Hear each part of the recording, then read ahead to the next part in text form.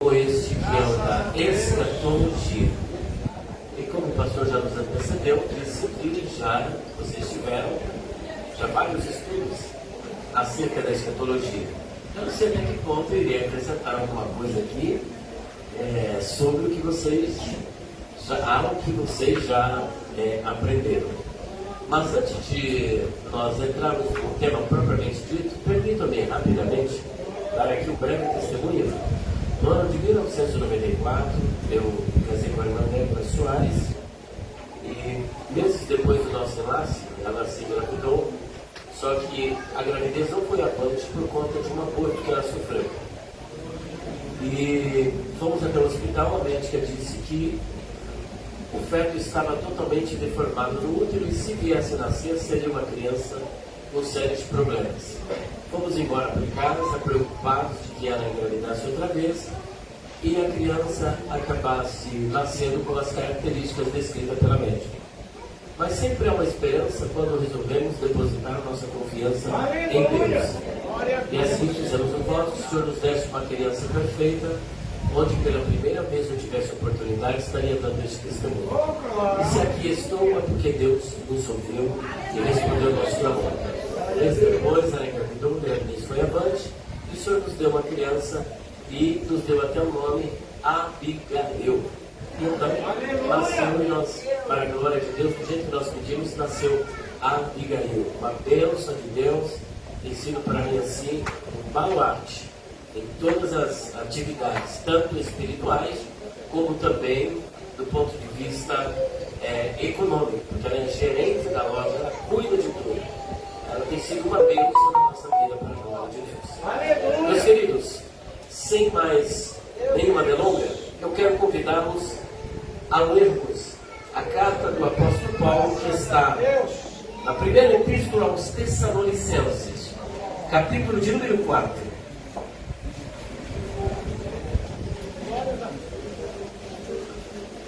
Hoje o nosso assunto o tema proposto é ressurreição e arrebatamento. Diga, ressurreição e arrebatamento. Só que o texto que nós iremos ler, nós faremos uma abordagem em outros aspectos da escatologia. Eu quero convidá-los então a ler o capítulo 4, a partir do versículo de número 13, até o versículo de número 18. Todos encontraram? Não quero, porém, irmãos, que sejais ignorantes acerca dos que já dormem, para que não vos entristeçais como os demais, que não têm esperança. Porque se cremos que Jesus morreu e ressuscitou, assim também aos que em Jesus dormem, Deus os tornará a trazer com ele. Dizemos, pois, isto pela palavra do Senhor, que nós, os que ficarmos vivos para a vida do Senhor, não precederemos os que dormem, porque o mesmo Senhor descerá do céu, com alarido, e com voz de arcanjo, e com a trombeta de Deus, e os que morreram em Cristo ressuscitarão primeiro. Aleluia! Aleluia!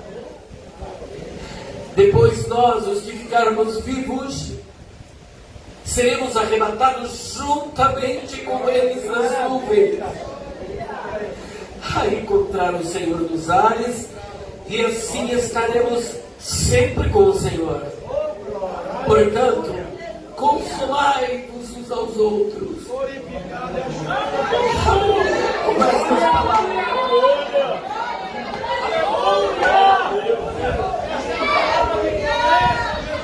Deus querido e santo de Israel, Senhor nosso Deus e nosso Pai que está no céu, mais uma vez, Pai querido, nós estamos aqui na Tua presença, Pai, para Te glorificar, exaltar e bendizer pela Tua fidelidade, amor e misericórdia. Eu Te louvo, Pai eterno, porque o Senhor é fiel, o Senhor é bom. O Senhor tem nos abençoado. tem dado da tua graça e nos dando essa oportunidade de estar aqui na tua igreja, diante do teu povo, do teu rebanho, das tuas ovelhas que vieram aqui para ouvir somente a tua voz. Por isso eu te peço, Pai, capacita-me nesta noite. Dá-me sabedoria, dá-me entendimento espiritual, derrama sobre mim a tua graça. Em nome do Senhor Jesus, a fim de que o coração do teu povo saia daqui aquecido pela tua palavra. Amém. Meus queridos, dentro do texto que nós acabamos de ler, esse texto, esse bloco, que é o segundo do capítulo 4, ele é conhecido como o bloco exortativo. Diga, bloco exortativo. Por que exortativo? Ele é exortativo porque tem a finalidade de exortar. E exortar não é repreender, tá? Não é bater.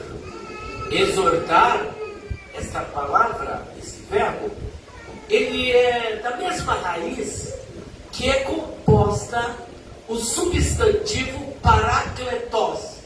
O parakletos é o consolador. Quantos já ouviram falar em consolador? Pois é, o paráclitos é o consolador. Esse consolador, no grego é o paráclitos, que vem de pará. Pará é uma preposição, que significa estar ao lado. Como é que é pará? Estar ao lado. E kletos vem de kalel, que é um verbo que significa chamar. Logo, se pará é estar ao lado, e kalel é chamar, paráclitos, ou consolador, é aquele que é chamado para estar ao lado. Aleluia. E como consolador em momento de angústia, de tristeza, de incerteza, a finalidade dele é te consolar.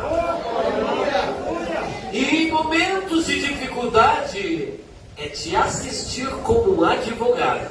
Portanto, quando falamos de bloco exortativo, o apóstolo Paulo, inspirado pelo Espírito Santo, deixa para nós esse segundo bloco exortativo com a finalidade de consolar, de confortar, de dar uma palavra de ânimo e de esperança para corações que estavam aqui incertos, tristes ou angustiados.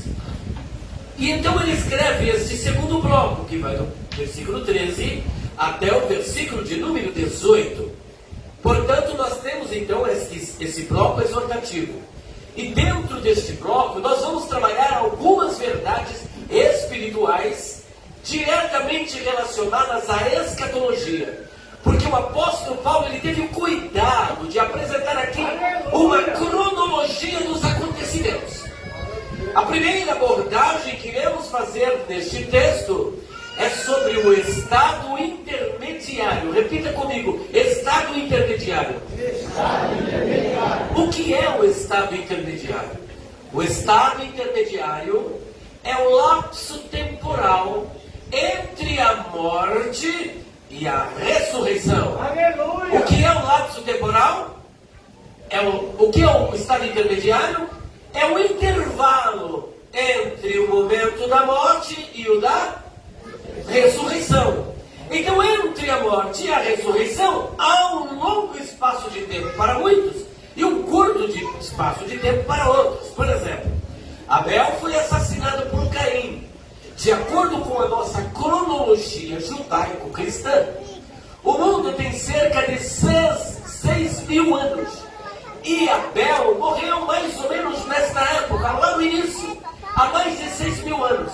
Portanto, o lapso temporal, o intervalo para Abel, já dura mais de 6.000 anos.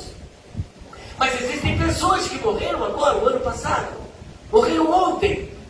O lapso temporal, o intervalo para essas pessoas é curto.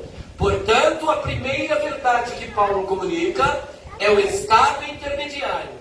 O intervalo entre a morte e a segunda verdade que iremos abordar neste texto. A ressurreição. Repita, ressurreição. O que é A ressurreição é o ato de tornar a vida, o ato de reviver. Mas dentro desta verdade espiritual da ressurreição, que em todos os seus aspectos é um ato sobrenatural, nós vamos separar as ressurreições e falar da natureza da ressurreição, o momento da ressurreição, o aspecto da ressurreição, a esperança da ressurreição, a glória da ressurreição, o poder da ressurreição e quem é o ressuscitador. Terceira verdade que nós iremos abordar aqui nesse texto: arrebatamento. Diga, arrebatamento. O que é o arrebatamento? A palavra arrebatamento aparece uma única vez aqui no texto de 1 Tessalonicenses, do ponto de vista escatológico, no versículo de número 17, e ele é definido por um verbo grego harpazo, que vocês não precisam decorar. Harpazo é arrebatar, é tirar, é tomar com violência, é tirar do lugar e levar para o outro, tirar da terra e levar para o céu, tirar da terra e levar para o paraíso, tirar da terra e levar para a glória. Quantos estão aguardando o arrebatamento?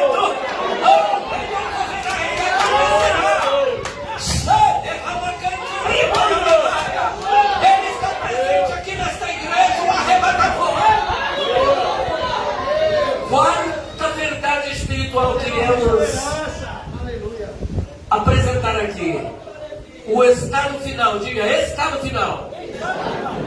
E por último, consolação. Diga, consolação. O estado final a gente chama na teologia de sumum bonum do cristianismo. Essa expressão é uma expressão latina. Sumum bonum significa bem supremo, o bem maior, a esperança maior. Você está aqui porque você tem uma esperança. Você não está aqui porque você é um desesperado. Você não está aqui porque você não tem esperança. Você está aqui porque você tem esperança. E qual é a tua esperança? Que o Senhor Jesus, por ocasião do arrebatamento, se você estiver morto, você vai ressuscitar. E se você estiver vivo, você será transformado. A sua esperança é ser levado pelo Senhor Jesus para habitar com Ele na glória, participar da ceia do Cordeiro, participar do bema, do tribunal de Cristo, receber galardão, ver o Senhor face a face, estar com Ele na glória. Então você tem uma esperança final. Esse é o sumo bonum. Com base nisso, então, nós agora iremos paulatinamente, visto que eu tenho 1h e 15 minutos para trabalhar. Vamos ver se nós podemos concluir essa promessa. Eu chamo vocês para lerem o versículo de número 13, que está ali na tela. Não quero, porém, irmãos, que sejais ignorantes acerca dos que já dormem, para que não vos entristeçais como os demais que não têm esperança. O que é que Paulo não queria para a igreja de Tessalônica? Que eles fossem ignorantes. Quando Paulo diz, não quero que sejais ignorantes, Paulo está ofendendo essa igreja? Mas se alguém te chamar de ignorante, você vai ficar feliz? Então eu não entendi. Se Paulo disser para a igreja ignorante, olha só, existe um contexto. Quando ele diz, não quero que sejais ignorantes, a bem da verdade, o que é que ele estava dizendo? Eu não quero que vocês fiquem sem conhecimento. Eu não quero que vocês fiquem privados de conhecimento. É claro que se alguém chegar em você e quiser ser um ignorante, é claro que o contexto implica numa ofensa e você não vai gostar. Mas Paulo aqui não está ofendendo ninguém. Ele só não queria que os irmãos fossem ignorantes a respeito do quê? Dos que já dormem.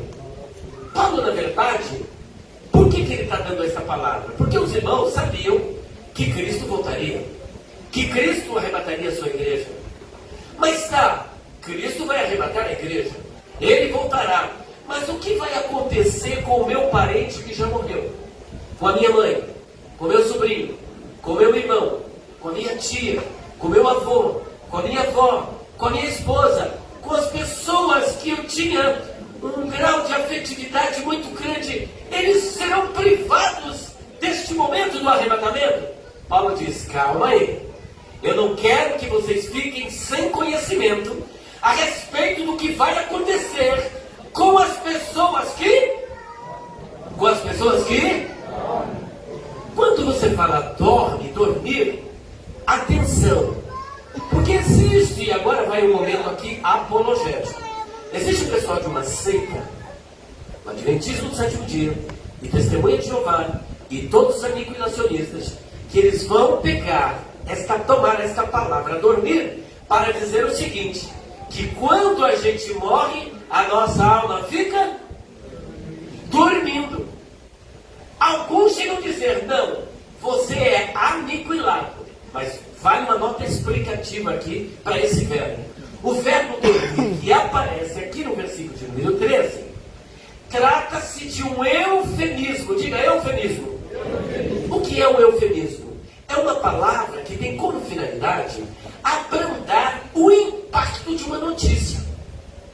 Por exemplo, eu poderia chegar em alguém e dizer assim, você sabia que a tua mãe morreu? Se a pessoa não for bem do coração, o que vai acontecer com ela? Vai morrer junto. Tem pessoa que fica sabendo uma notícia e pum. Então, o que é que nós, como cristãos, vamos dizer? Meu querido, sua mãe, eu tive a oportunidade de estar com ela no hospital. E como você sabe, ela não estava passando muito bem. Os médicos acabaram desenganando-a. E aprove ao Senhor recolhê-la em seus braços. E agora ela dorme com o Senhor. Aleluia! Ficou melhor? Ficou mais suave? A pessoa, tudo bem. Ela foi, mas ela dorme com o Senhor. Eita, aleluia! Mas o que é que está dormindo? É aqui que vem a verdade. O corpo ou a alma? É o corpo. Porque quando você chegar, por exemplo, você chega num lugar onde tem uma pessoa morta, porque em outras palavras, quando Paulo diz dormiu, na verdade ele diz que a pessoa morreu.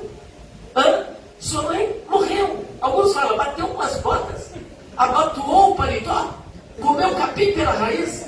Tem várias formas de dizer que a pessoa morreu. Mas Paulo preferiu falar que eles estão...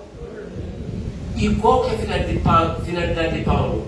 Ser sensível à dor e ao sentimento alheio. E aqui ele é sensível ao colocar e escolher as palavras. Mas o que é que está dormindo? Se você vai para um velório, aí tem um camarada ali no caixão ali, ó. Você emprestou um cheque para ele de 30 mil reais. E ele não honrou o compromisso do cheque. E a dívida ficou para você pagar.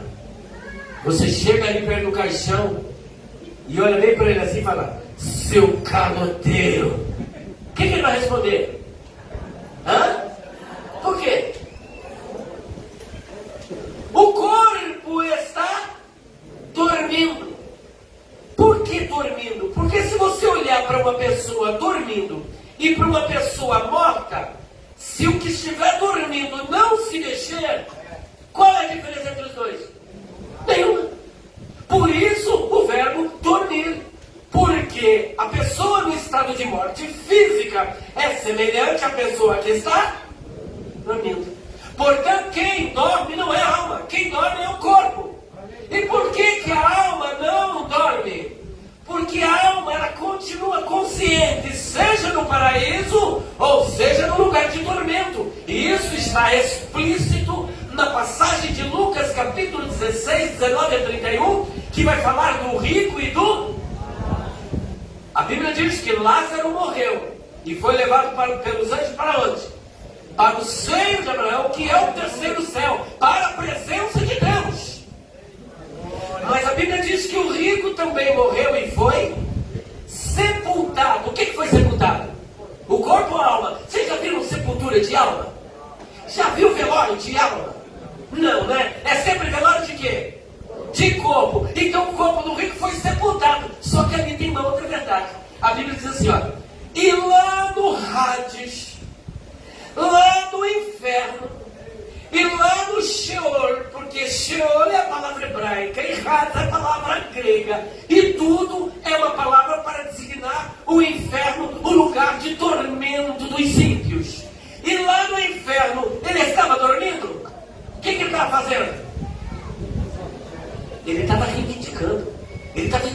desesperado, ele estava querendo, pai Abraão, manda que Lázaro molhe a ponta do dedo e refresque a minha língua, porque eu estou aqui atormentado nessa chama.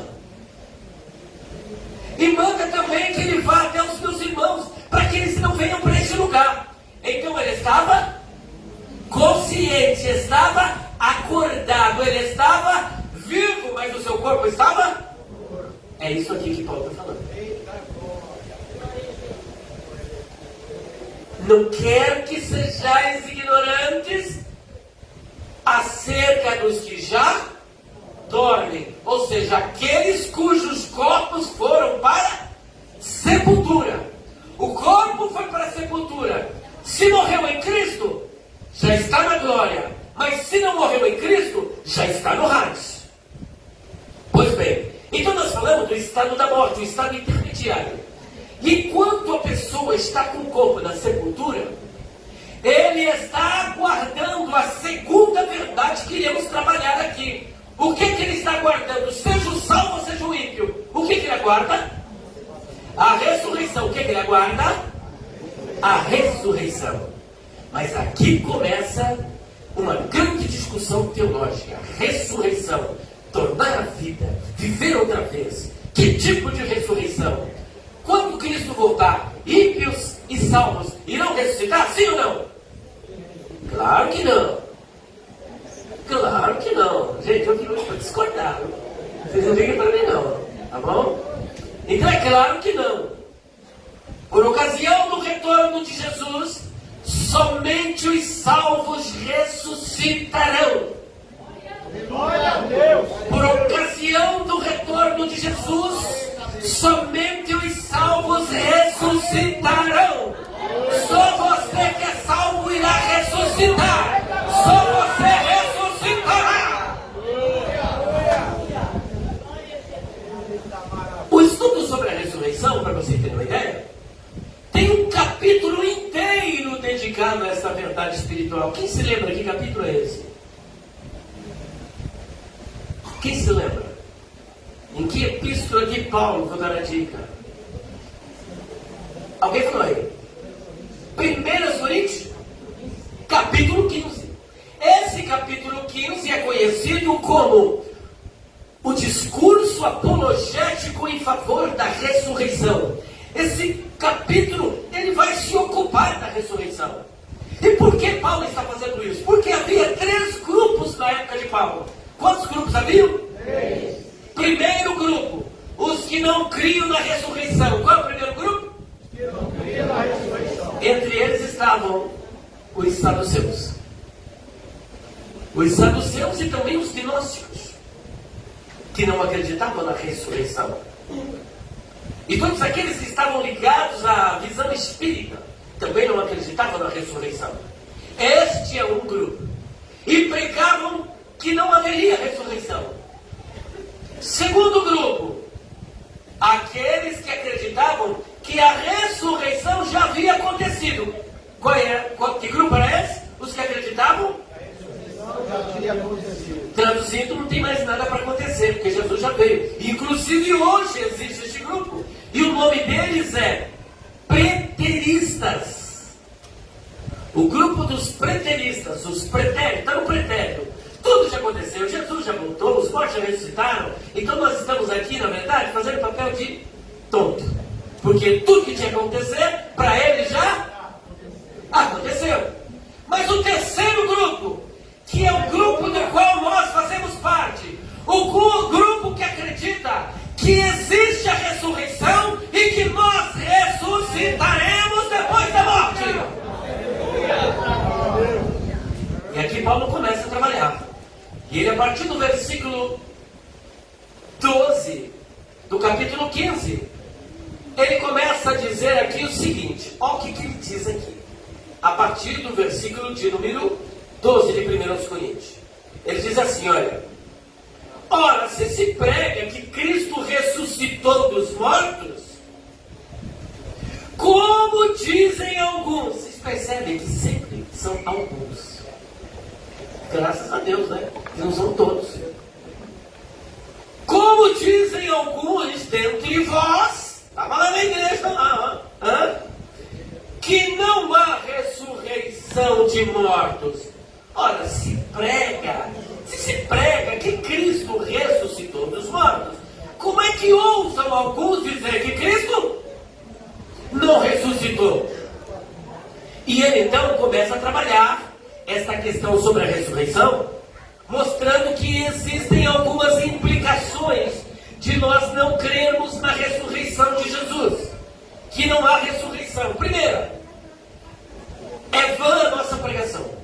Você está pregando, o que você está pregando? Estamos pregando sobre um Cristo que ressuscitou, mas que na verdade ele não ressuscitou. Então é vã a nossa pregação. Segundo ponto, é vã a nossa fé, porque você está crendo num Cristo que ressuscitou e que tem poder sobre a morte, quando na verdade ele não ressuscitou, e se não ressuscitou, ele não tem poder sobre a morte, então nós estamos perdidos. Prestaram atenção? Ele continua construindo o seu argumento. Somos falsas testemunhas de Deus. E por que somos falsas testemunhas? Porque nós professamos que Deus ressuscitou a Cristo, quando na verdade Deus não ressuscitou. Quarto ponto. Se Cristo não ressuscitou, ainda permanecemos nos nossos pecados. Porque a verdade central do cristianismo consiste em dois pilares. Prestem atenção que é muito importante isso. A verdade central do cristianismo, ela está fundamentada em dois pilares. Primeiro, Cristo morreu pelos nossos pecados. Todos nós antes éramos inimigos da cruz, inimigos de Deus, mas Cristo morreu para pagar os nossos pecados. Cristo morreu pelos meus pecados, pelos teus pecados. Mas se Cristo só tivesse morrido e não tivesse ressuscitado, nós não teríamos a certeza da nossa salvação. E é por isso que Paulo diz logo no início o seguinte: Cristo morreu pelos nossos pecados e ressuscitou para a nossa justificação. É a ressurreição de Cristo que nos justifica diante de Deus. Porque se Cristo ressuscitou, significa que o Pai recebeu o sacrifício. E se Ele recebeu o sacrifício, a tua dívida está paga, o teu pecado foi aniquilado. Você não deve nada para Deus, você agora é amigo de Deus. Está tudo certo entre nós. A distância que nos separava, a cruz nos aproximou e a ressurreição nos libertou.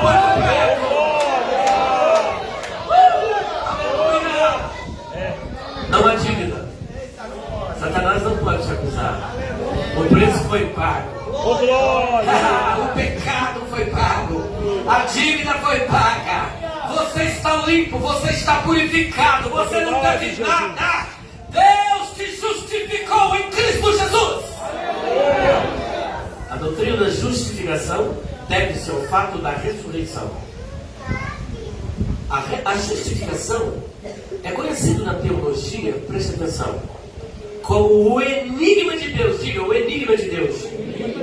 E por que o enigma de Deus? Qualquer magistrado, qualquer desembargador, qualquer ministro ou juiz que num tribunal condenar o inocente e libertar e inocentar o culpado, ele é justo ou injusto? Ele é o quê? Injusto. Deus fez isso. Deus fez justamente isso que você disse. Ele fez o que na nossa concepção é uma injustiça. Por isso é conhecido como enigma de Deus. E como foi que isso aconteceu? Diante de Deus, eu, você, todos nós, éramos inimigos dele. Estávamos condenados ao inferno. Éramos filhos da ira, culpados pelos nossos pecados. O que é que nós merecíamos? A condenação, o inferno. Deus teria que nos condenar. mas Ele te absolveu. Sabe como que Ele te absolveu? Condenando o inocente, o Cordeiro de Deus que tira o pecado do mundo, o imaculado, o puro, o santo, o mais puro do que os céus.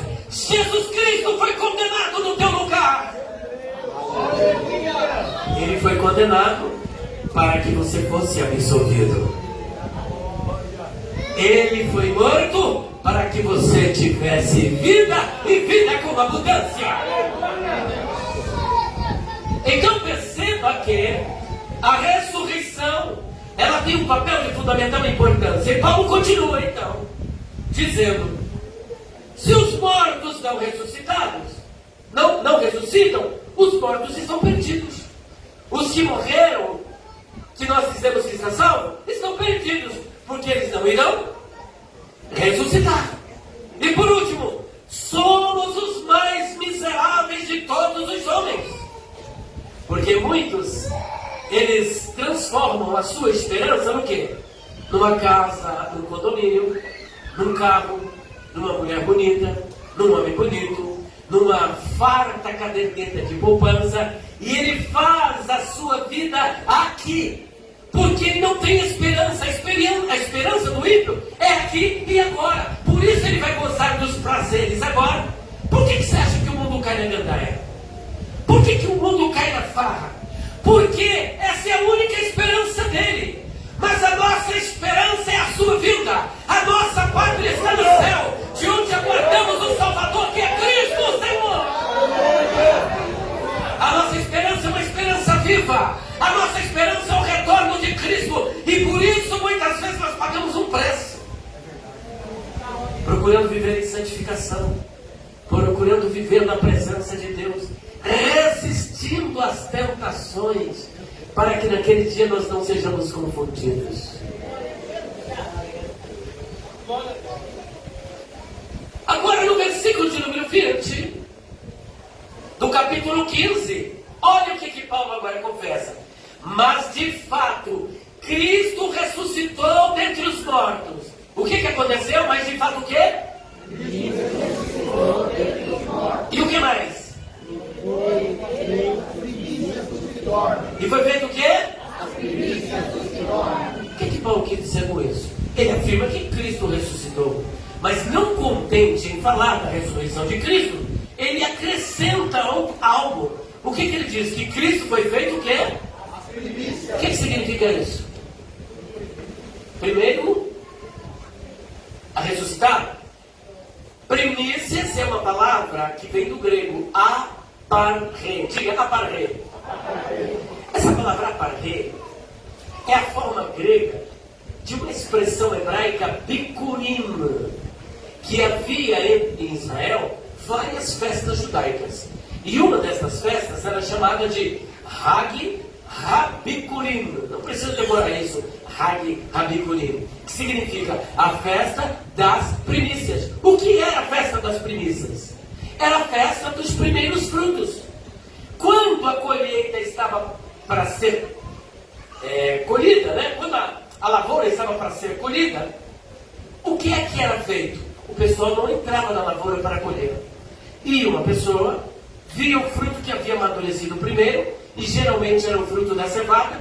Eles colhiam um feixe daquela cevada, levava até o sacerdote, e lá dentro do templo, o sacerdote movia aquele molho da cevada de uma parte para outra. O que era isso? Ele estava consagrando o resto da colheita.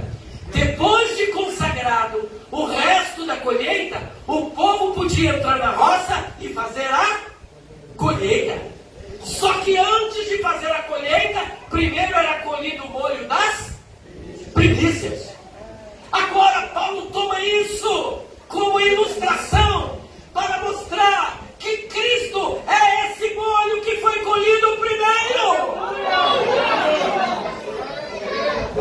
Cristo foi feito as primícias dos que dormem. Cristo foi feito o quê? Ou seja, Cristo foi o primeiro a... Cristo foi o primeiro a... Vocês têm certeza disso? Sim ou não? Sim ou não? Sim. Então tá. Então como é é que vocês vão explicar o seguinte: no Antigo Testamento, nós temos uns casos ali bem interessantes. O profeta Elias, por ordem do Senhor, vai para a casa da viúva de Serepta. E ali ela tem um filho. E o que aconteceu com aquele filho? Morreu. E aí o que aconteceu? O que Elias fez? Ressuscitou o filho da viúva de Sarepta. O filho da viúva de Sarepta. Antes ou depois da ressurreição de Jesus? E segundo, o filho da Sulamita, o que aconteceu com ele? E o que Eliseu fez? Antes ou depois de Jesus? E azedando mais o negócio. Terceiro caso, havia um camarada que morreu e estavam o povo levando ele para o cemitério. Só que de repente eles se depararam com uma tropa que vinha guerrear contra Israel. Quando eles viram aquela tropa, eles estavam carregando o morto. O que eles fizeram com o morto? Jogaram o morto na primeira sepultura que viram. E aquela sepultura de quem era?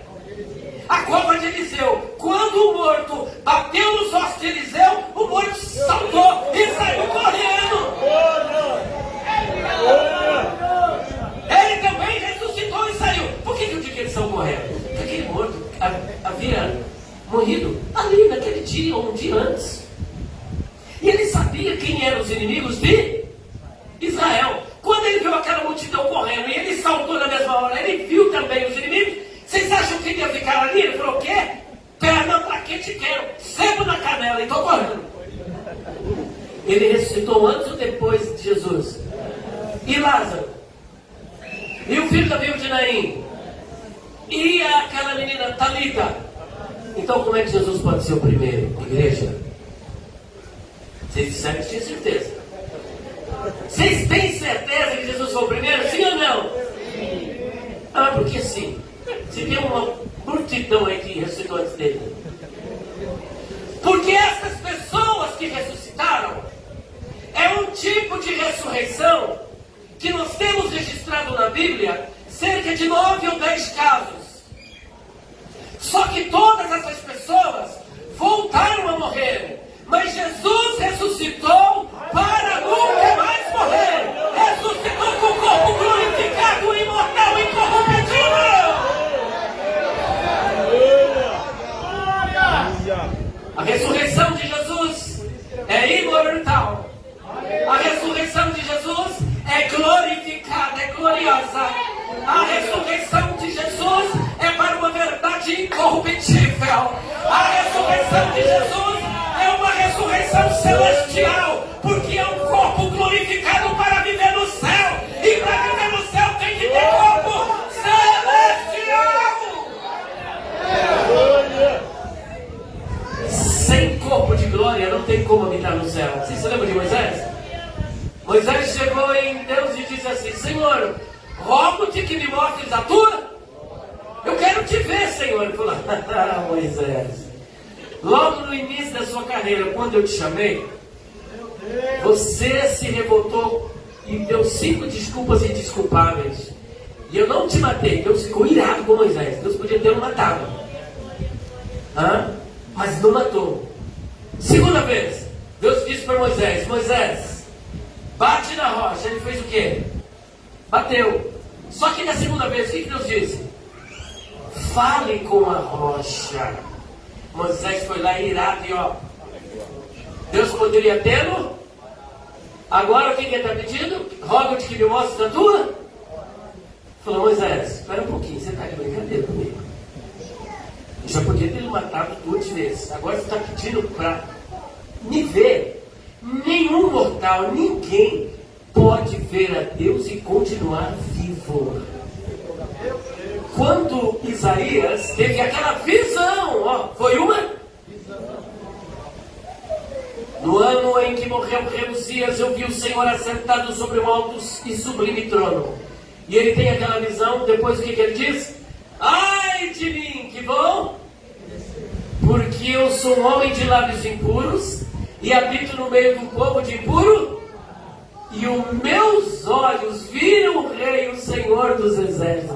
Ele achou que ele ia?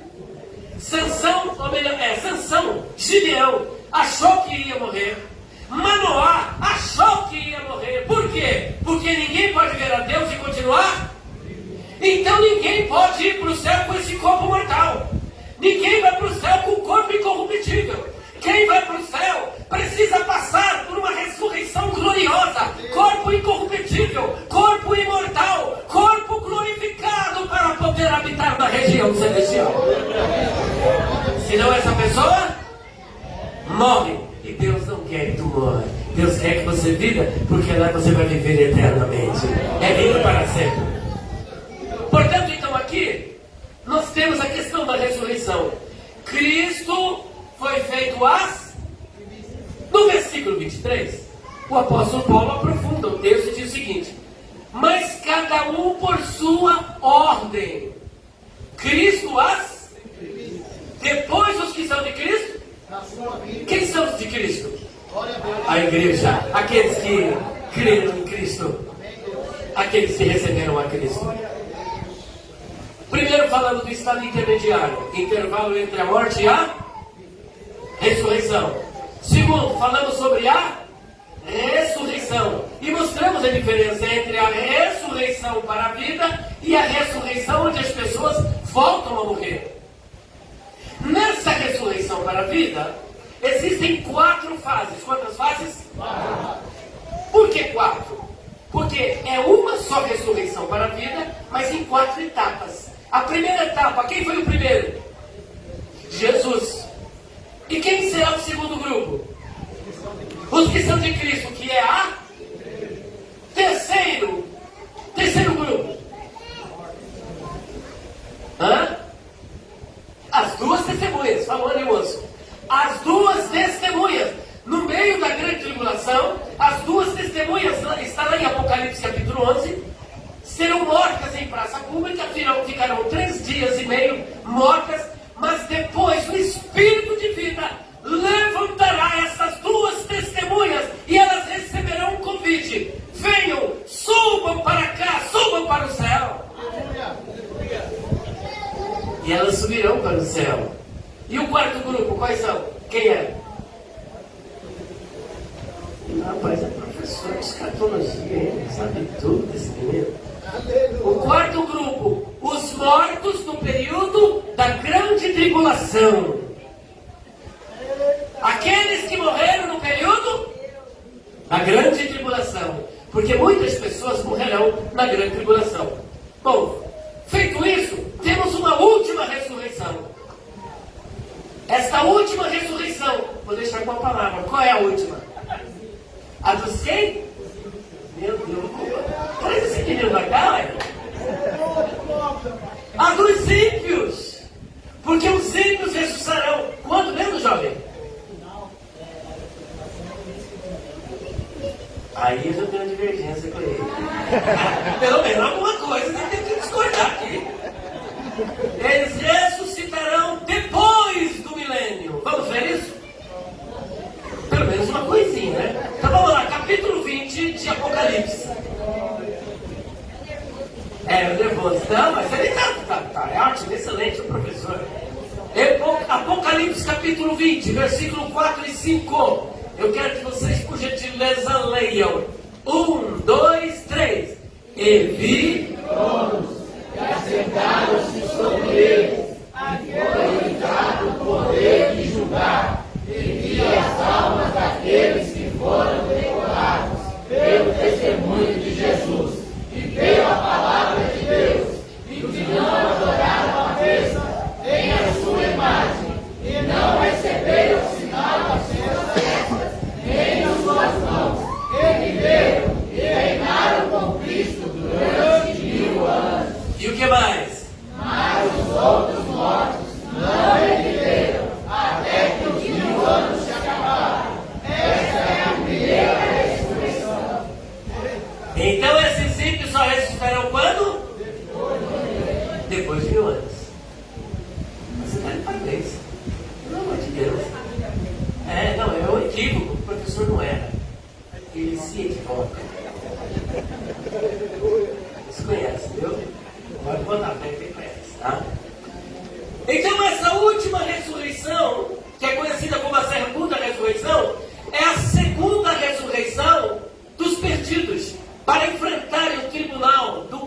trono branco. O juízo do grande trono branco. Mas como não é esse o nosso assunto, falamos sobre estado intermediário, ressurreição. Agora falta o A. Falta o A. Primeiro aos Tessalonicenses 4, 16 e 17. Bora lá. Bora ler. Vamos juntos? 1, 2, 3. Porque o Deus do Senhor descerá do céu com a e com voz de arcanjo, e com a trombeta de Deus, e os que morreram em Cristo ressuscitarão primeiro. 17. Depois nós, os que ficarmos vivos, seremos arrebatados juntamente com ele nas nuvens, para encontrar o Senhor nos ares, e assim estaremos sempre com o Senhor. Essa é a esperança da igreja. Essa é a esperança da igreja. Versículo 17 afirma com todas as letras que nós seremos. Que nós seremos. O que é isso? Seremos tirados. Antes do arrebatamento, ocorrerá a ressurreição dos mortos. E concomitante com a ressurreição dos mortos, os que estiverem vivos em Cristo, o que vai acontecer com eles? Serão transformados com o mesmo corpo com que os mortos irão ressuscitar. Corpo incorruptível, corpo imortal, corpo glorificado, para o encontro do Senhor nos ares. O arrebatamento vai nos tirar da terra e nos mandar primeiro para encontrarmos com o Senhor. Este arrebatamento, aqui é que começa o problema. Aqui é que vai começar o problema. Porque os pós-tribulacionistas, repitam comigo, quem? Por que são chamados de pós-tribulacionistas? Porque eles acreditam que a igreja será arrebatada depois do quê? Depois do quê? Mas os pré-tribulacionistas, quem são eles? Os que acreditam que a igreja... Aqui há um grande problema. Pergunte para mim, irmão, por que você não é pós-tribulacionista? Pergunte. Porque na visão pós-tribulacionista, a igreja não vai para o céu. Simples. Vou repetir. Não sou pós-tribulacionista, porque na visão pós-tribulacionista, a igreja não é arrebatada para o céu. Ela não vai para o céu. E vou explicar por quê. Como é que eles creem? Os mortos são ressuscitados, os vivos são transformados, e o grupo forma, esses dois grupos, de vivos e os ressuscitados, formam um só grupo para encontrar o Senhor nos... Só que eles dizem o seguinte: eles vão até os ares, ali nos ares eles se encontram com Jesus, e dali dos ares eles descem para... Gente, aí não vai, né? Não, aí não. Aí não, gente. Eles acreditam então que a igreja, ping-pong, ioiô, bate, eu não gosto muito de usar isso, que fica meio sarcástico, né? Mas é a verdade. Por que eles dizem isso? E agora aqui vocês vão me aguentar um pouquinho. Eu vou entrar um pouco dentro da cultura greco-romana e da judaica. Existe uma palavrinha que aparece aí nesse texto, que está ali, depois das nuvens. O que vem com eles nas nuvens? Encontrar. A bem da verdade, a palavra que aparece ali é um substantivo. Ali está um verbo, mas no grego não é verbo, é substantivo. E o substantivo é encontro. Diga encontro. Tem tradução que diz para o encontro. E essa palavra encontro, que aparece para nós na língua portuguesa, ela vem de um verbo grego que é, não preciso decorar, apantal. Diga apantal. Apantal é encontrar. E encontro é apântesis. Diga apântesis. Esse substantivo apântesis era utilizado no mundo greco-romano para descrever uma recepção formal que era dada a um dignitário. O que é um dignitário? Pergunta, o que é um dignitário? Uma alta autoridade. Um rei, um príncipe, um governador, o imperador. Então, quando um governador vinha visitar Sorocaba, imagine que aqui é um país, tá? Então ele vinha visitar, o que é que o rei Paulo Sierra fazia? Mandava uma comitiva. Vai lá recepcionar o governador que está vindo aqui para Sorocaba. Essa comitiva, quando ia, ela fazia uma festa. Tocava trombeta, tocava buzina, tinha churrasco. Vamos trazer para o nosso dia agora? Tinha churrasco, viu, pastor? Tinha churrasco.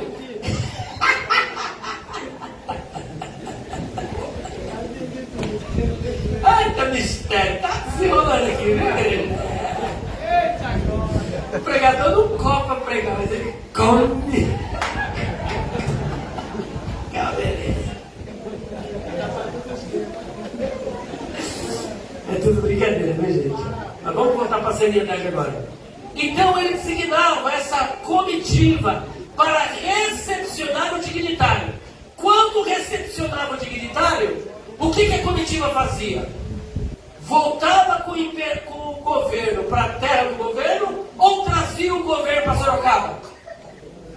Trazia para Sorocaba, porque afinal de contas foi o governador Paulo Sierra que enviou a comitiva. Então ele tinha que vir para onde? Para Sorocaba. Com base nisso, os pós-tribulacionistas vão dizer o seguinte: esse substantivo apânteses, ele serve para descrever o que vai acontecer na volta de Jesus. Jesus arrebatará a igreja e encontrará com ela nos ares, e depois, se ela está indo para recepcionar ao encontro de Jesus, então elas vão trazer Jesus para a terra. Vão trazer Jesus para a terra. Só que aqui começa o grande problema. Para nós? Não, para eles. Primeiro, quando o dignitário vinha, a comitiva era enviada por um rei. Quem é o rei que está enviando a igreja? Tem alguém aqui dando ordem para a igreja aí? Não tem. Quando a igreja for ao encontro de Jesus, quem é que toca a trombeta? É a igreja que toca a trombeta ou é Cristo que vem na companhia dos anjos com voz de arcanjo, com alarido e som de trombeta para arrebatar a igreja? Vocês perceberam a inversão? Segundo ponto, a igreja não dá festa, a igreja vai participar da festa. Eita Deus! Outro ponto que poderíamos destacar aqui: a igreja que Cristo, que está para, olha só, a comitiva que está para recepcioná-lo, se depender da comitiva ou de alguém que está aqui na terra, a maior parte ou boa parte desta recepção está viva ou morta? Morta. Precisa ser ressuscitada. Mas só que quando Cristo voltar, não é a igreja que se auto-ressuscita e ninguém aqui na terra ressuscita a igreja. É Cristo que vem, é Cristo que busca, é Cristo que arrebata, é Cristo que ressuscita, é Cristo que transforma e é Cristo que leva para a glória. Portanto, aqui não cabe o substantivo apânteses, porque tudo aquilo que deveria haver naquela recepção não há, porque está uma inversão. A igreja tinha que fazer, mas quem está fazendo é Cristo. Então acabou o argumento deles. Acabou. Só que aí existe mais um probleminha, porque quando você lê o texto aí, em 1 Tessalonicenses, capítulo 4, versículo 17, a Bíblia está dizendo que a igreja vai ao encontro de Jesus aonde? Nos ares. Mas está dizendo que dali ela vai para o céu? É mais um argumento que eles vão usar, tá vendo? Só que lá não diz que vai para o céu. Mas aí você pode dizer o seguinte: mas ali está dizendo que vai descer para a terra? Está dizendo? Não está dizendo nem que vai subir para o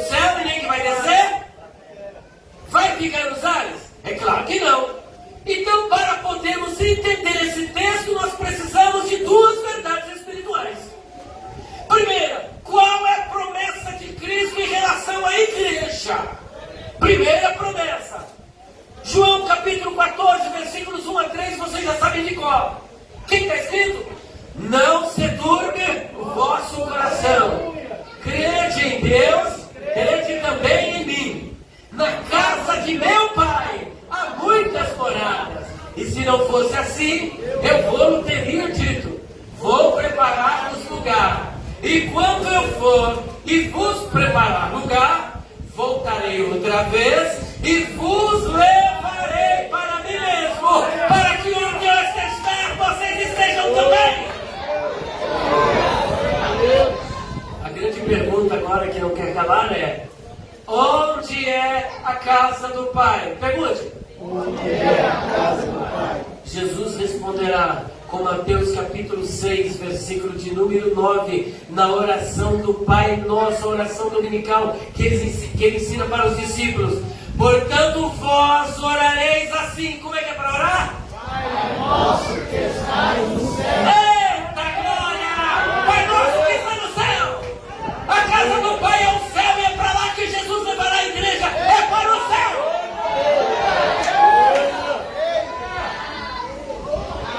Aí tem um autor chamado Anthony Huckman, não precisa nem decorar o nome dele, que escreveu um livro sobre amilenismo.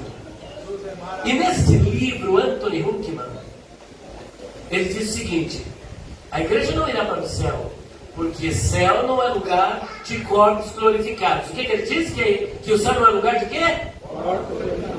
Bom, aí eu dei a seguinte resposta, inclusive num debate na televisão que eu participei. Se os céus não é lugar de corpos glorificados, o que Enoque e Elias estão fazendo lá? Porque eles morreram? Eles receberam um convite e foram levados para o céu. Levando em consideração que lá no céu carne e sangue não pode viver, então eles estão lá com corpos glorificados. Mas não só isso. Se o céu não é lugar de corpos glorificados, o que o próprio Senhor Jesus está fazendo lá? Porque ele foi o primeiro a ressuscitar com o corpo glorificado. Se o céu não é lugar de corpos glorificados, o que as duas testemunhas no meio da grande tribulação farão lá no céu? E mais, se céu não é lugar de corpos glorificados, por que é que o Senhor, por ocasião do arrebatamento, vai ressuscitar os corpos imortais, incorruptíveis e glorificados? Se é para viver aqui na terra, não precisa. Basta ser igual a Adão, porque Adão vivia no paraíso. Ele só morreu porque pecou. Visto que nós ressuscitaremos imortais, incorruptíveis, glorificados, sem pecado, não precisaria. Mas o corpo glorificado é para que você viva no céu, porque você será levado para o céu. Essa é a grande verdade espiritual. E fora isso, eu quero fazer um apelo aqui para uma tradição judaica do casamento. Porque a igreja, o que ela é de Cristo? Muito mais do que isso. Para nós, na nossa cultura, ela é a noiva. Mas dentro da cultura judaica, ela não é noiva mais. Ela é esposa. E vou explicar para vocês o porquê. O casamento judaico tinha duas fases. Quantas fases?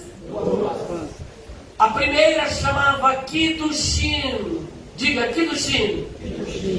A segunda chamava-se Nisuim. Diga Nisuim. O que era o Kiddushin? O Kiddushin é o que os espanhóis chamam de esponsales, noivado. O Kiddushin é o noivado, mas calma lá, quando falamos de noivado, aqui vai uma nota explicativa. Nunca devemos ler a Bíblia com a nossa visão ocidental, contemporânea. Porque a Bíblia é um livro que foi escrito há quantos anos? O cânon foi fechado no primeiro e segundo século. Nós estamos falando de 2000 anos atrás. Mas o primeiro livro foi escrito há 3.500 anos atrás. Portanto, a Bíblia é um livro antigo, que tem tradições, tem culturas, visões antigas, costumes, história antiga, de povos que estavam totalmente alheios à nossa cultura, aos nossos costumes. Para entendermos a Bíblia do ponto de vista exegético e hermenêutico, nós temos que transpor o abismo cultural. O que temos que fazer? O que é o transpor o abismo cultural? É você sair de uma cultura e vir para outra cultura. E nós fazemos isso quando nós procuramos enxergar os fatos da Bíblia de acordo com o que acontecia naquela época. Como que era o casamento naquela época? Ele era em duas fases. A primeira fase era o Kiddushim. No Kiddushim, suponhamos, o moço gostou da moça, olhou, só que não é assim como hoje, por exemplo. O camarada gostou da menina e vai lá e dá um chaveco e leva. Não. Ele gostou, ele tinha que ir lá na casa do pai da moça para pedi-la em casamento. E esse pedido não era só assim, no blá blá blá, não. Havia um contrato de casamento chamado Ketubá. Diga, Ketubá. E uma das cláusulas do contrato chamava-se Erusin. E ali o que era? Ele assinava aquele contrato e pagava um dote. Diga, um dote. Que em hebraico chama-se mohar. O dote poderia ser, preste atenção, ouro, joias, pedras preciosas. Quando Abraão mandou Eliezer ir para a casa dos seus parentes para trazer uma moça para se casar com Isaac, o que é que Eliezer levou e entregou ali na mão dos pais da moça? Joias, pulseiras, muito ouro. Na casa de qual era o nome dela mesmo? Rebeca, Rivka. Entregou. A partir do momento que ele entregou aquela riqueza, ele já estava assinando o contrato. Só que então, entregava a riqueza e assinava o contrato. Depois de assinar o contrato, o casamento já estava realizado. Só que o moço não levava automaticamente aquela moça para sua casa. Havia um lapso temporal, principalmente depois da lei. Antes da lei tem um estilo de casamento. Depois da lei tem outro estilo. Então o que ocorre? Esperava-se um tempo. E aí ele anunciava a sua volta para realmente levar essa moça. Para vocês terem uma ideia, depois que ele assinava o contrato, da parte do moço, ele tinha que fazer o quê? Pagar o dote, que pode ser ouro, pérolas, pedras preciosas. E se ele não tivesse dinheiro, o que ele tinha que fazer, gente? Trabalhar. Por exemplo, jovem, agora você... Menino, não, ainda vou ter um filho assim, dá tempo ainda, mulher, tá? Se der, né? Fala aí, né?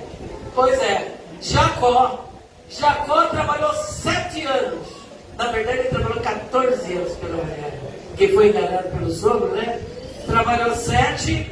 Depois dos 7 anos que ele pagou o dote, ele toma Lia ou Leia. Aí ele é enganado que é Raquel. Falou para Raquel que nós não temos costume assim de entregar a mais nova, não. A mais nova não. É a mais velha primeiro. Recebe aí a mais velha. Aí agora a mais nova tem que trabalhar mais 7 anos. Então perceba. Agora, depois de casado, ele pagava o dote, havia a responsabilidade dele. Presta atenção, irmão. E a responsabilidade da moça, qual que era? A moça, ela tinha que se manter o quê? Pura, virgem, imaculada, sem pecado. Não podia haver engano. Não podia haver engano por parte desta moça. Porque ela já estava. Se ela fosse de outro homem, durante esse período da assinatura do contrato, ela ainda não havia sido tomada pelo noivo, mas se ela pertencesse a outro homem, ela era considerada o quê? O quê? Por quê? Ele não levou para casa, mas ela já estava adúltera, se porventura ela fosse de outro. E o estupro de uma moça era pior do que se fosse de uma mulher que já tivesse pertencendo ao marido. O castigo para o transgressor era maior. E outra coisa, se o moço de repente desistisse daquele relacionamento e olhasse para outra mulher e quisesse se casar com outra mulher, que é que ele tinha que fazer primeiro? Ele tinha que se divorciar. Tinha que ter uma carta de divórcio. Então veja a seriedade. Assinou o contrato, pagou o dote, já estava casado. O que ela tinha que fazer? Se guardar pura, virgem, fiel ao seu marido que haveria de ver. Essa fase, para vocês terem uma ideia, ela era tão séria que se tivesse uma convocação para a guerra, esse moço não poderia ir. Porque tinha uma mulher esperando por ele. Olha só, ele tinha que ser fiel. Então tinha alguém esperando por ele. Essa moça estava esperando por ele. Ele não podia ir para a guerra. Agora, quando chegava o tempo que podia ser 1 ano, 2 anos, 3 anos, até 7 anos, dele buscar essa moça, ele anunciava que voltaria. Estão entendendo? Eu vou buscar a minha esposa. Aí, quando era dado o anúncio, o pai da moça fazia uma comitiva de moças. Vocês se lembram da parábola das 10 virgens? Quem se lembra? A parábola das 10 virgens é uma comitiva de moças que vão ao encontro do esposo, mas elas acabaram dormindo. Então ia essa comitiva. Quando essa comitiva ia ao encontro, é interessante que em Mateus 25, versículo 1 e versículo 6, a mesma palavra que aparece em 1 Tessalonicenses 4,17, que é encontro, a pântesis, aparece também em Mateus 25, versículo 6, que é a pântesis, que é o encontro. Elas iam ao encontro. Quando iam ao encontro, a moça estava junto. A esposa era entregue para aquele esposo. A partir dali, para onde eles iam? Não iam mais para a casa da moça. Aquele moço pegava a sua esposa e levava ou para a casa do seu pai, ou para a casa que ele havia preparado. É isso que vai acontecer. O preço já foi pago, a igreja é a esposa. O contrato foi assinado lá na cruz do Calvário. O sangue foi derramado. Você agora pertence a Cristo. Você é esposa de Cristo. Você tem que se manter virgem, pura, fiel. Não pode ser de outro homem, porque o esposo virá, o esposo voltará.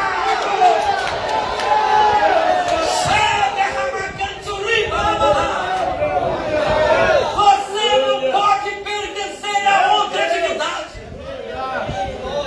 Você não pode quebrar a aliança, o seu voto de fidelidade. Seja fiel no teu compromisso. Honre o que você prometeu. Aguarde, porque em pouco tempo aquele que é de vir virá. E ele não tardará. Ele virá, ele virá, ele virá, ele virá.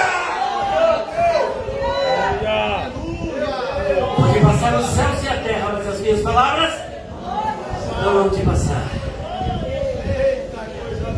Ele voltará.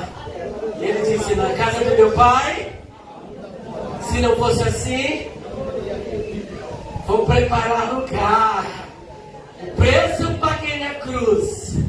E eu não te comprei com ouro, com prata ou com trabalho. Eu comprei com meu próprio sangue. Assinei o contrato na cruz. Contrato assinado. Contrato assinado. Contrato assinado. Contrato assinado. Contrato assinado. Contrato assinado. O rei está voltando para arrebatar a sua igreja. Você ainda quer no arrebatamento da igreja? Quantos estão aguardando? Vocês percebem como as coisas se encaixam? O apóstolo Paulo, em 2 Coríntios capítulo 11, ele diz que estava preparando aquela igreja como uma virgem pura ao seu marido. Estava preparando uma virgem pura ao seu marido. Mas ele tinha medo que Satanás, pela sua astúcia, pudesse enganar os crentes. Lá no Apocalipse capítulo 22, versículo de número 17, está escrito assim: o Espírito e a esposa dizem... Quem é a esposa? A igreja. É a igreja que está dizendo para o mundo: vem, vem, no poder do Espírito, vem. É a obra missionária, a pregação do Evangelho, vem. Lembram da mulher samaritana? Eu não vou entrar aqui porque uma pregação que dura 1h40, só para vocês terem uma ideia. Mas aquela mulher, depois do encontro com Jesus, Jesus foi lá no poço e ele queria o quê? E aquela mulher foi buscar? E o que ela levou para pegar? O cântaro. Depois de um... Gente, depois de um bate-papo com Jesus, é difícil a pessoa que está querendo a mesma coisa. Ela muda, a sede é saciada. Agora, a verdade, a vida dela é espiritual. Só abrindo parênteses, os sacerdotes mandaram os soldados do templo prender Jesus. Está lá no capítulo 7 de João. Aí eles foram para prender. Quando eles foram para prender, Jesus estava falando. Aí eles pararam para ouvir. Deu ruim para eles.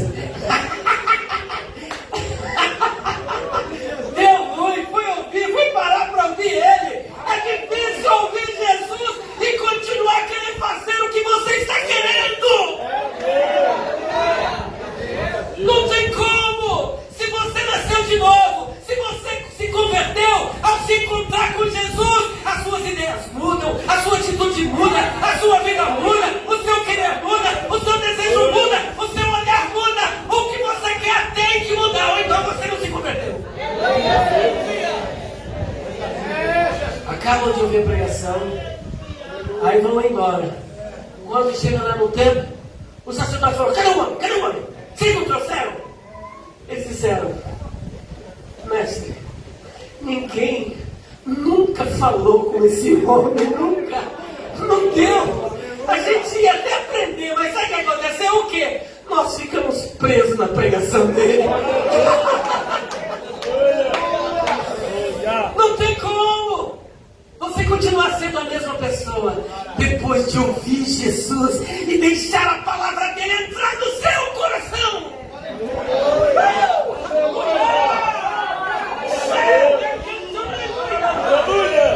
Quem teve um encontro com Jesus? Quem não viu Jesus? Quem não viu Jesus aqui?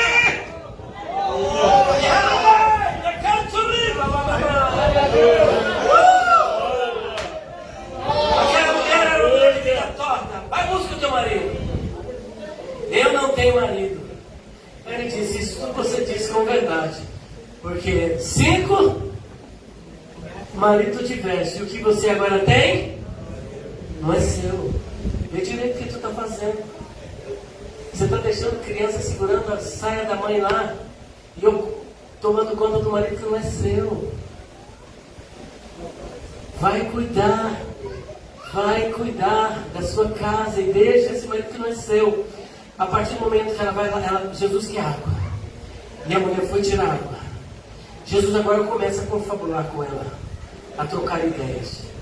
Essa ideia durou até a tarde, porque os discípulos foram para a cidade comprar comida, e quando voltaram pela tarde, ficaram assim, ó: será que o mestre está aí com essa mulher aí na esquina batendo paus? Eles até pensaram umas besteirinhas, mas não tiveram coragem de falar. Porque naquela época, nenhum homem judeu que se prezasse ficaria com uma mulher sozinho conversando. Ainda mais um samaritano da vida torta. Aí ele vai e ainda pede água. Pedir água para uma mulher naquela situação era sinônimo de assédio sexual. Jesus quebrou todos esses preconceitos. Judeu não se comunicava com o samaritano. Jesus foi lá e quebra o preconceito. Se havia inimizade entre eles, um judeu tinha que fazer amizade. Esse judeu é Jesus. Agora é você. Porque Jesus está em você. Você é representante de Jesus. Você é embaixador de Cristo. Promotor da paz. Mas vamos, senão vamos acabar entrando na outra pregação.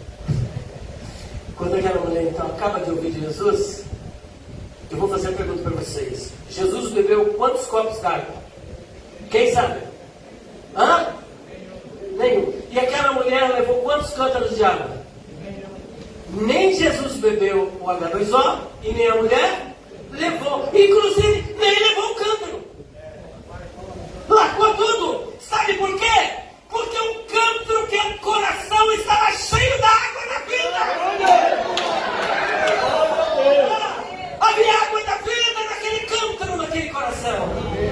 E a sede de Jesus não era de água. Ele disse: a minha comida é a é fazer a vontade daquele que me enviou e completar a sua obra. Já comi, já bebi, estou satisfeito. Nem a velhada e nem a mulher velhada. Porque um era a fonte da água e o outro precisava da água. Só que aquela mulher agora sai do lugar. Você vê que gostava? Estava dando giro, né? E já saiu e simplesmente disse: vinde e vede um homem que disse tudo ao meu respeito. Não é ele, porventura, o Cristo? É ele. Então a igreja diz. Gente, só para dizer isso, eu fiz essa volta toda. Você está certa, mulher. Eu não sei, enrola demais que você vai falar, meu. É um giro danado. O Espírito e a esposa dizem? Então a igreja é o que de Cristo? E ela está aguardando o quê? O encontro. O encontro vai ser nos ares. Mais do que na festa é no céu. É na casa do Pai. A casa do Pai é o céu. É o estado final. Agora por último, consolai-vos uns aos outros com essas palavras. Consolai-vos uns aos outros. Pronto, pode consolar. Diga para as pessoas que você tem uma esperança. Você tem um Cristo vivo que ressuscitou. Que os mortos não ficarão na sepultura. Os que creram em Cristo ressuscitarão. E depois serão arrebatados. E depois serão levados para a casa do Pai. Para a casa do Pai. Para a casa do Pai. Para a casa do Pai. Eu não vou entrar aqui na questão da grande tribulação, porque não dá tempo. Mas uma coisa nós temos certeza, ainda tem mais uns minutinhos, porque a grande polêmica que há entre pré e pós. Os pós-tribulacionistas acreditam que Jesus arrebatará a igreja quando? Depois da grande tribulação. E os pré-tribulacionistas acreditam que Jesus virá quando? E por que eles acreditam nisso? Porque a única forma de ir para a casa do Pai é sendo arrebatado antes da grande tribulação. Porque depois da grande tribulação não existe arrebatamento. Já começa por aí.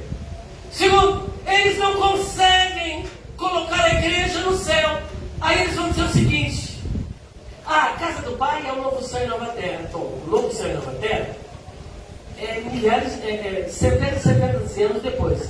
Se a casa do Pai é o novo céu e nova terra, então ele está sem casa hoje. Está sem teto. Estamos sem teto. Está entendendo? A casa do Pai são os nossos corações. Bom, antes de haver igreja, então, ele também estava sem casa. Porque a igreja é só depois do Calvário. Então ele estava sem casa de novo. E vai continuar sem casa. Vocês estão entendendo? Jesus disse: Pai nosso que está? Estevão, quando estava sendo arguido pelas autoridades judaicas, ele olhou para o alto e disse o quê? Eis que vejo. E o que mais? E o Filho do Homem que está sentado à destra do Pai. Então a casa do Pai é o...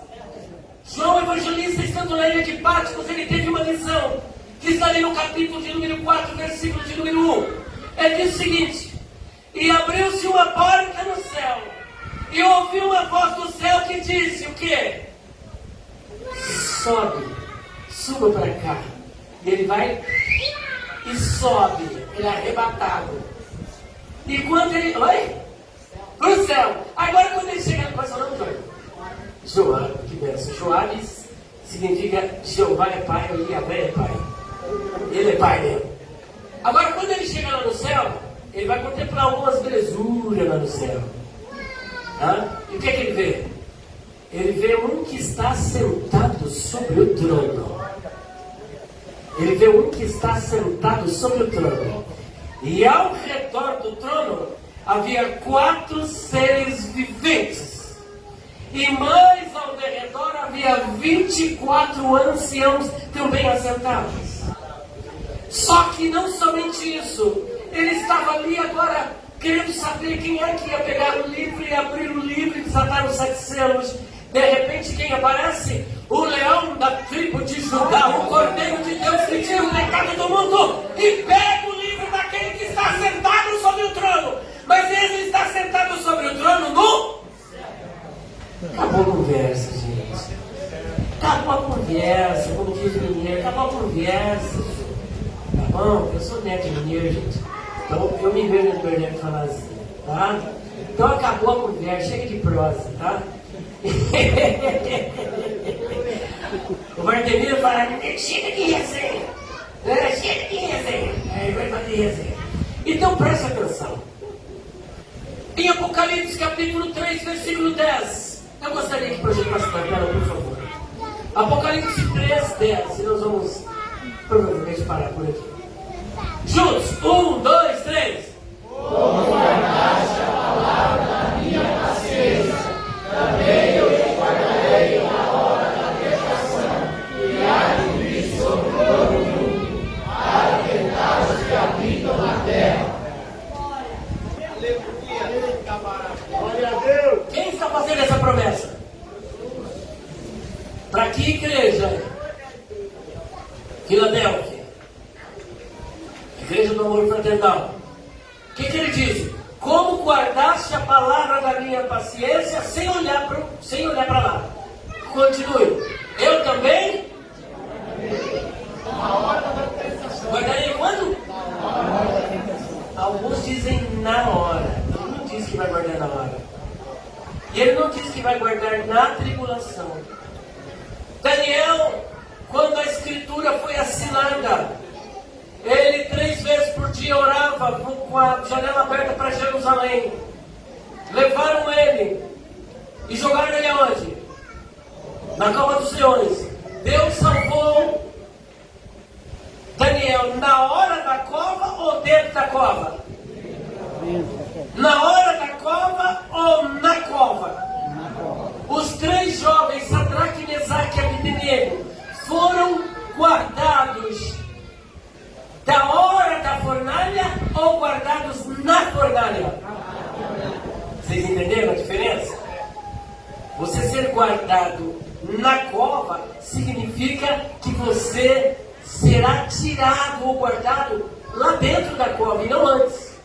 Agora, a promessa do Senhor não é guardar na tribulação e nem da tribulação. Eu também te guardarei da hora, ou seja, quando aquela hora estiver para acontecer, ela não vai acontecer para você, porque eu vou te arrebatar antes. É antes que eu vou te arrebatar. Eu vou te guardar da hora, não é na hora, não é na tribulação, não é da tribulação, não é no meio da tribulação. A igreja não passará pela grande tribulação, é promessa de Jesus. Essa passagem é suficiente. Mas eles arrumam muitos textos que não dá para nós trabalharmos aqui, tá bom? Mas fique nesta palavra. Ele me guardará da hora, não é da tribulação, é da hora da tribulação, é da hora do assalto. O assalto vai acontecer às 11 horas. Ele vai te guardar dessa hora. Você será tirado da terra antes da grande tribulação. A igreja será arrebatada antes da grande tribulação. A tribulação é algo atípico, é como nunca houve, nunca jamais haverá. Aí eles diziam assim, mas Deus seria injusto. Os crentes, fiéis, santificados, consagrados, passaram por tribulação, por que a igreja não passará pela tribulação? Em outras palavras, estão querendo dizer, nós que somos meia boca, marca barbante, vamos ser livres? Talvez seja justamente por isso. Porque eles passaram que aguentavam, mas não vão aguentar, que eu tiro vocês antes, que eu não quero perder ninguém. Mas não é isso não, se Deus é justo, então preste atenção. Tribulação, a igreja sempre passou. Só que Jesus não disse que aquela será uma tribulação, mas será uma como nunca houve e nem jamais haverá. Ela é demais.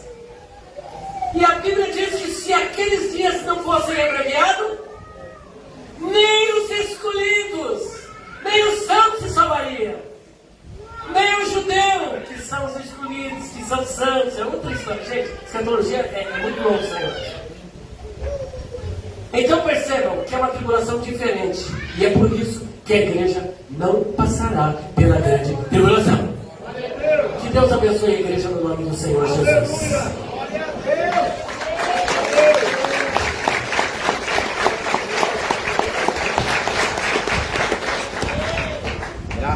Maravilhas!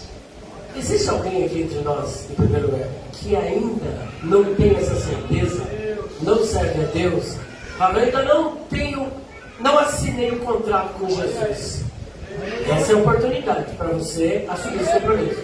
Se tiver alguém aqui, nós queremos orar por você. Tem alguém que gostaria de assinar esse contrato que Jesus já assinou lá? Falta só a sua assinatura. Se não tiver caneta, bota o dedo mesmo. Tá?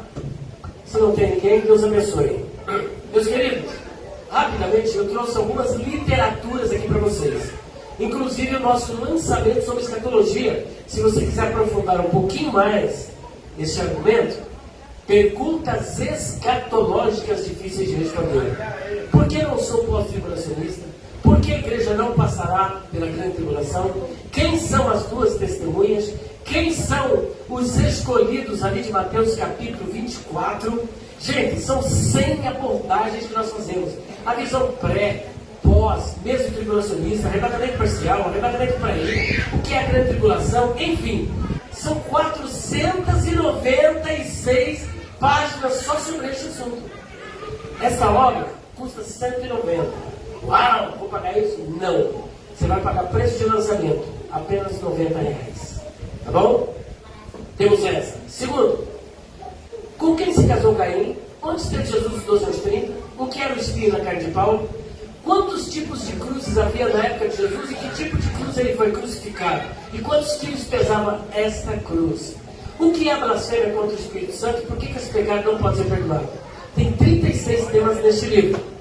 Esse aqui, ó, Jefité sacrificou sua filha? Sim ou não? Eu vou defender que sim. Tem gente que diz que não, mas eu defendo que sim. Vamos mostrar o porquê sim. Quem foi Maria Madalena? Quem foi, gente, Maria Madalena? Era uma prostituta, era adulta, quem que ela era? Quem se lembra? Então você vai saber quem foi Maria Madalena e quantas Marias existem na Bíblia. De onde veio Deus? Quem criou o mal? Aqui tem 75 temas. Esse daqui, ó. O que a mulher de Jó diz para ele? Amaldiçoa Deus e morre ou abençoa Deus e morre? Responda. Como? Eu vou dizer para vocês como é que está escrito na língua hebraica e não é exibicionismo. Está escrito assim, ó. Vatomer lo ishto oleh hamahaziki betum terra barech Elohim vamut. É isso que vocês entenderam. Quero que vocês expliquem aqui. Vocês não acreditam? Vocês não acreditam? Eu explico. Claro que eu explico. Vocês estão rindo por causa do entender, né? Mas está aqui explicadinho, gente. Olha, só um spoiler para vocês. Isso aqui trata-se de... Oh, spoiler, essa saiu da cartala, viu? Spoiler, uau! É o seguinte, trata-se de um fenômeno na língua hebraica chamado Tikkun Soferim. Repita comigo. Tikkun Soferim. Significa correção dos escribas. O restante você vai saber aqui. Tá bom? Além disso, o que é o batismo com o Espírito Santo? O que é o batismo com o Espírito Santo e com fogo? É o juízo? Hã? É uma ação do Espírito Santo? Qual é a evidência do batismo com o Espírito Santo? Será que só quem é batizado com o Espírito Santo tem o Espírito Santo? Será que só quem é batizado com o Espírito Santo é salvo? Gente, são 59 temas, ó. Quantas tribos havia em Israel, gente? Rapidinho, quantas? Quantas? Se leu. Leu também, né? Ele tá certinho, viu? 13, gente. Quantas vezes o galo cantou, gente? Agora eles vão ficar esperando você falar. Cantou, mas só que o galo não era live. Ó, perguntas difíceis de responder sobre a imortalidade da alma, a vida após a morte, estado intermediário. Todos aqueles detalhes que eu falei para vocês estão aqui nesse livro, ó. São quase 500 páginas. O rico e Lázaro era uma parábola ou uma história real? O ex-ladrão na cruz foi no mesmo dia com Jesus ao paraíso? Sim ou não? Sim ou não, gente? O que Jesus disse para ele? Mas como Jesus poderia ter levado ele naquele mesmo dia, se 3 dias depois, ou no terceiro dia, Maria Madalena se aproxima dele e ele diz: não me toque, porque eu ainda não subi para o Pai. Se ele mesmo não tinha subido, como é que ele levou? Outro detalhe: vocês sabiam que um condenado levava de 3 a 9 dias para morrer na cruz? Sim ou não? Então, se ele levou 3 dias para morrer, como é que Jesus podia ter levado ele para um dia?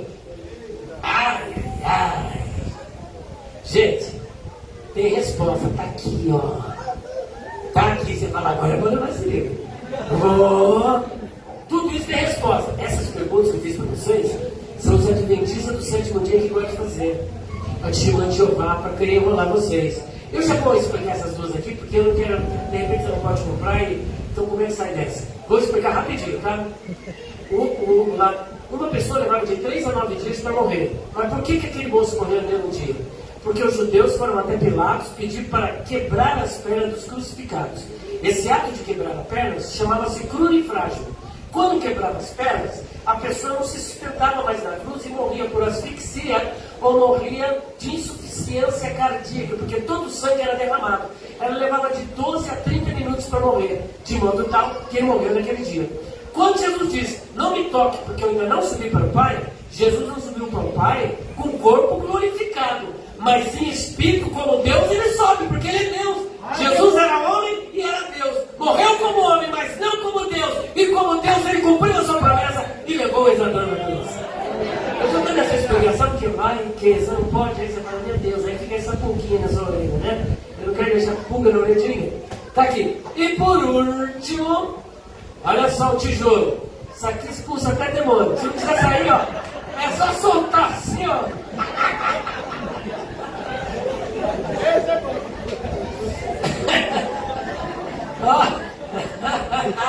Só. Gente, ô Jesus, me converta, pai. Eu não posso com essas brincadeiras na sua casa. Gente, olha por mim, Jesus vai fazer, ó, vai completar a obra da minha vida, viu? Olha, essa obra tem quase 1.200 páginas.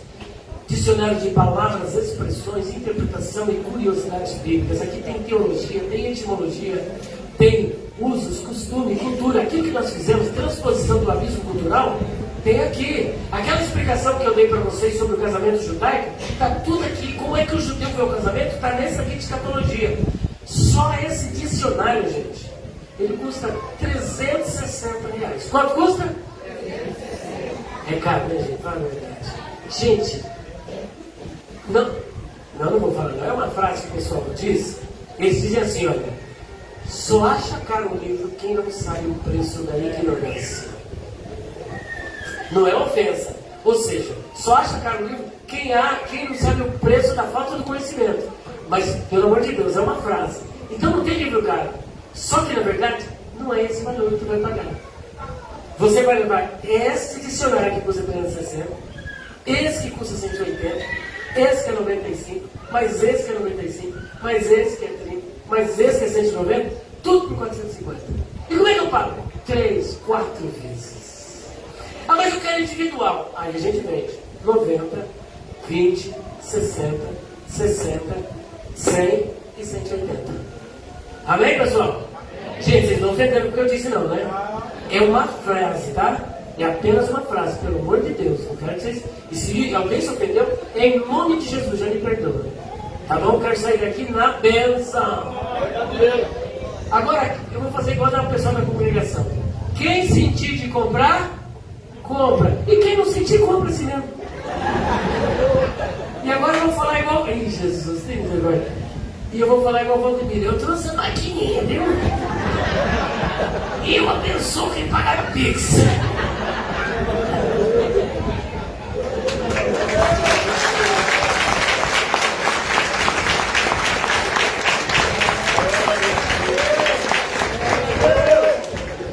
Eita, Jesus maravilhoso, né? Não sejais ignorantes, né? Já ele foi esperto, já falou antes, né? Paulo também era esperto, viu? Se Paulo tivesse livros e livros, teria feito a mesma coisa, pastor. Mesma coisa, viu? Aleluia. Quem gostou do estudo, diga amém. Quem quer que o pastor Elias Soares volte mais vezes, diga amém. Você compra o livro dele, vai ficar contente de volta. Meus irmãos, o que ele falou é verdade. Né? Conhecimento nunca é caro, viu? Alguém pergunta muitas vezes, nossa, como que vocês pregam? Como que você... A gente prega, porque a gente aprende, tem tempo, tem que estudar, viu? Mas só o pregador precisa estudar? Não, meu irmão. Se ele tivesse falando alguma bobeira aqui, a gente que não sabe um pouquinho perto dele, a gente já saberia se fosse bobeira, né? Então, se você puder, o pastor não cobrou nada para mim aqui, porque eu gosto de ouvir cobrando, a pastora já tinha até falado, viu? Eu já vi que o bichinho gosta de comer. O pregador era assim, meu irmão, ele come mesmo, né? Crente não bebe, mas come, né? A gente vai ver o que nós pode fazer para você, viu? Então, glória, uma ceia, né, pastor? Preparar uma farinha com ovo para ele, irmão? Tá bom, né? Amém, meus irmãos? Pastor Elias, muito obrigado, viu? A gente tem uma honra, essa igreja que é tão humilde aqui, recebê-lo você aqui, viu? É um crente em Jesus Cristo que prega, ensina a autoridade de Deus, né? Porque na teoria dá vontade de ficar só dando glória, mas a gente quer ouvir, né? Então Deus abençoe o teu ministério, quer dizer, continua abençoando. Porque a história que a gente ouve do Senhor é uma história de humildade. Eu continuo sendo assim.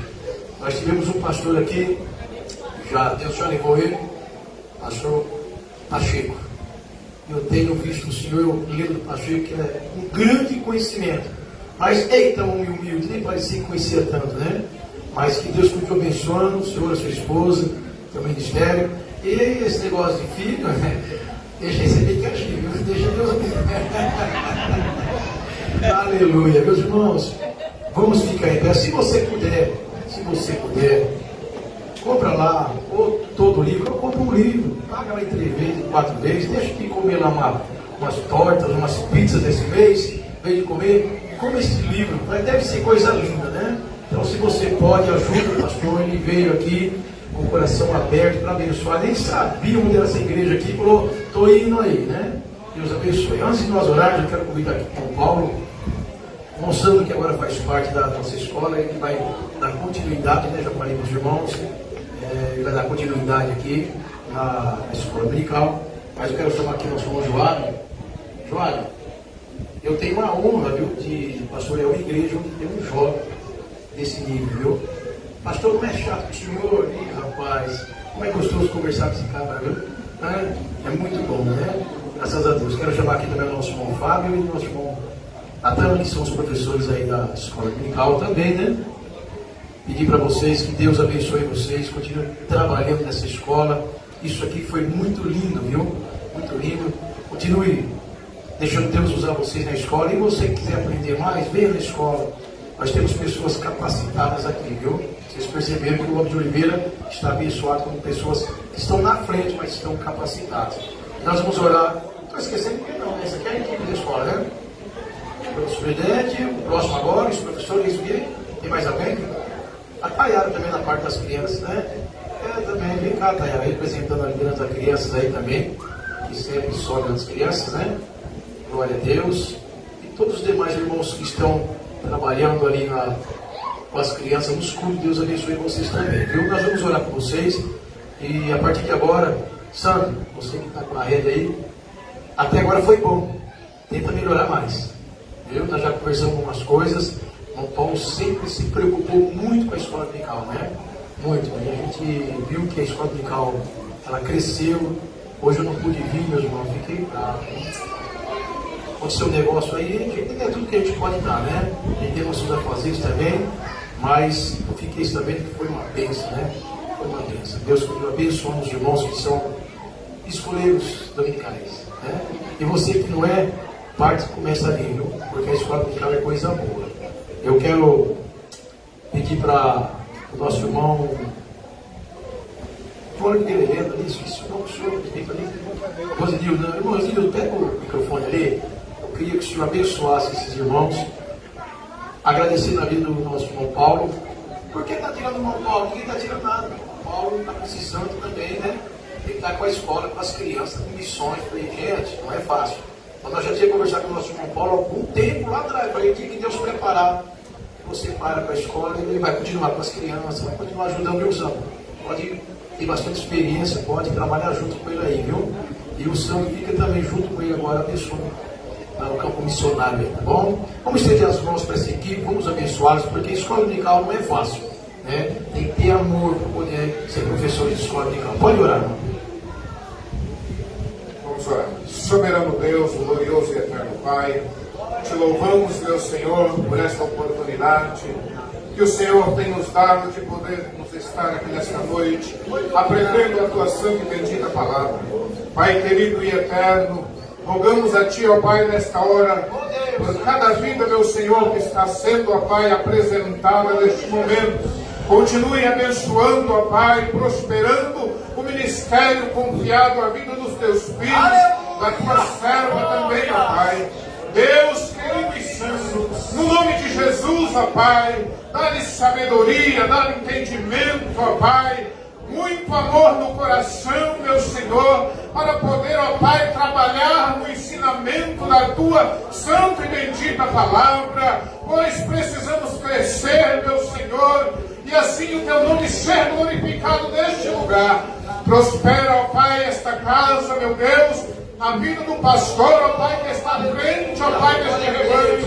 Conduz, ó Deus, pela graça do Senhor, Pai querido, eterno e glorioso, que esta casa, ó Deus, em Lopes de Oliveira, ó Deus, possa ser luz para este mundo, luz para este bairro, meu Senhor, que o mundo possa olhar para as vidas aqui, ó Deus, e ver a diferença, e ver o brilho do Senhor. Pai querido, eterno e glorioso, este é o meu pedido e o meu agradecimento no nome de Jesus. Amém. Glória a Deus. Pode bater uma salva de palmas para eles, Deus abençoe. Agora vamos orar para que Deus faça para nossos lares, né? Graças a Deus, com bastante conhecimento. Só uma coisa, meu irmão, quando a Bíblia manda a gente andar em santificação, é para isso que você aprendeu hoje. Você não pode se manchar, porque tem um contrato que foi pago. Meu Deus, é coisa forte, né?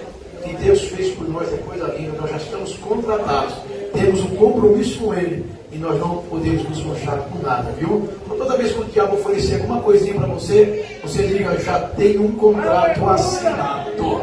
Amém? Diário Felipe, vem aqui agora também, senhor mesmo. Pega o microfone e ora agradecendo a Deus por este culto e peça que Deus nos leve assim em paz para os nossos lares. Salve mais igreja, a paz do Senhor. Amém. Oremos. Senhor Deus e Pai, em nome de Jesus, muito obrigado, Senhor, por esse dia. Muito obrigado, Pai, por tudo aquilo que nós ouvimos aqui nessa noite. Senhor, as pérolas, Pai, que nós podemos aprender aqui, Pai, que é de muita valia para o nosso ministério, para a nossa vida. Que o Senhor continue, Pai, nos abençoando. Que o Senhor continue, Pai, fortalecendo-nos na nossa fé, Senhor, para que possamos aguardar a Tua vinda e esperar o Senhor, Pai, o alarido da trombeta no céu, Pai, quando nós seremos arrebatados. Fica conosco, nos dê um resto de dia abençoado e uma semana, Pai, abençoada na Tua presença. Nos leva debaixo das Tuas santas e poderosas mãos para casa. Guarde o Teu povo, livra o Teu povo, em nome de Jesus. Amém. Amém. Os irmãos de Vila Helena ali, transmite um abraço carinhoso aí para o pastor Jean, viu? Transmite um abraço da igreja e do pastor para ele, amém? Que a maravilhosa graça de nosso Senhor e Salvador Jesus Cristo, o grande, sublime e maravilhoso amor de Deus, a mais doce e íntima comunhão e as consolações do Espírito Santo seja com todo o povo de Deus, desde agora e para todos sempre. Aqueles que serão arrebatados, dizem? Amém. Um abraço que está ao teu lado, diga: tu tem um contrato com Ele, viu?